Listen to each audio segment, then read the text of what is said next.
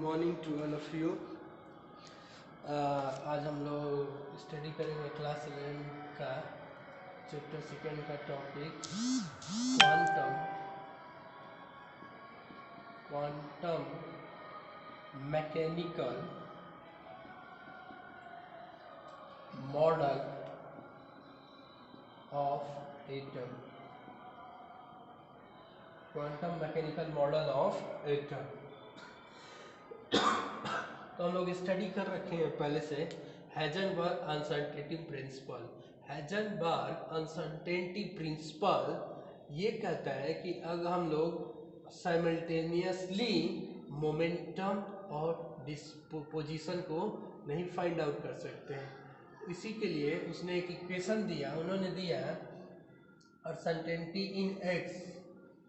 अगर हम लोग मोमेंटम को फाइंड कर लेते हैं एग्जैक्ट, तो पोजीशन में कुछ ना कुछ अनसर्टेनिटी हो जाएगा, या अगर हम पोजीशन एग्जैक्ट बताते हैं तो उसके मोमेंटम में कुछ ना कुछ अनसर्टेनिटी हो जाएगा।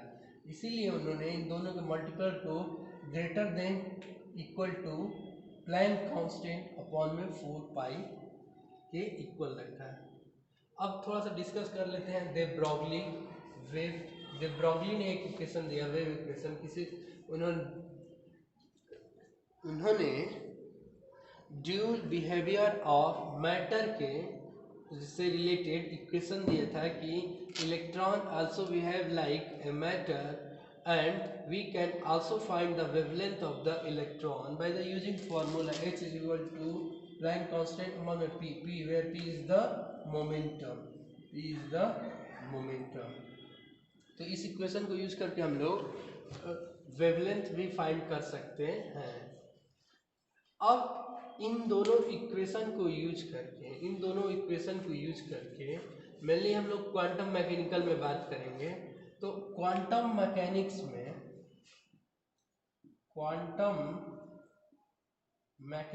में हम लोग माइक्रोस्कोपिक पार्टिकल्स की स्टडी करते हैं। किसकी? माइक्रोस्कोपिक पार्टिकल्स की स्टडी करते हैं, ये याद रखिएगा, ठीक। यहाँ पे क्लासिकल मैकेनिक्स फेल मार जाती है, इसलिए यहाँ पे क्वांटम मैकेनिक्स यूज होता है माइक्रोस्कोपिक पार्टिकल्स के लिए। तो दे ब्रॉगली ने इस इक्वेशन दिया, इस इक्वेशन को मॉडिफाई किया स्क्रोडिंजर ने। दे ब्रॉगली ने एक इक्वेशन दिया था, उस इक्वेशन को मॉडिफाई किया किसने?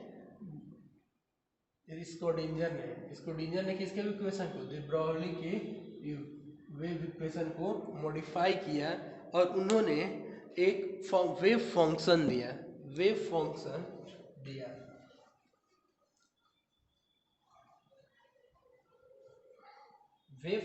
दिया। वो वेव फंक्शन क्या है, जिसको हम लोग इस तरह से रिप्रेजेंट करते हैं वेव फंक्शन को। और उन्होंने एक इक्वेशन भी दिया था इसका सेकेंड ऑर्डर डेरिवेटिव का, जो कि ये बीएससी में है, यहाँ पे 11th के स्टैंडर्ड में नहीं है, तो उतना डीपली हम लोग नहीं जा रहे हैं। बस क्या जान लेते हैं कि वेव फंक्शन दिया और सेकेंड ऑर्डर डेरिवेटिव इक्वेशन भी दिया था, जिसका यूज करके हम लोग किसी भी एटम में उसके ऑर्बिट में जो इलेक्ट्रॉन है, उस इलेक्ट्रॉन की पोजीशन हम लोग फाइंड आउट कर सकते हैं इस स्क्रोडिंजर वेव इक्वेशन को यूज करके। इलेक्ट्रॉन की पोजीशन बता सकते हैं और कहाँ मैक्सिमम पॉसिबिलिटी है to find out the electron, ये भी हम लोग बता सकते हैं। तो ये मेनली स्टडी किस में होता है? क्वांटम मैकेनिक्स में, ठीक। अब है कि इस इक्वेशन से, ये जो इक्वेशन है स्क्रोडिंजर वेव इक्वेशन, यहाँ पे हमने खाली साई को दिया हुआ है, क्योंकि अभी मैं बता दिया हूँ कि इसको बीएससी में पढ़ा जाता है, ठीक। अब बाकी इसका जो नेक्स्ट टॉपिक रहेगा फीचर क्या है क्वांटम मैकेनिक्स की, और कह सकते हैं कि सिग्निफिकेंस क्या है क्वांटम मैकेनिक्स की, तो इसकी चर्चा अब हम करेंगे।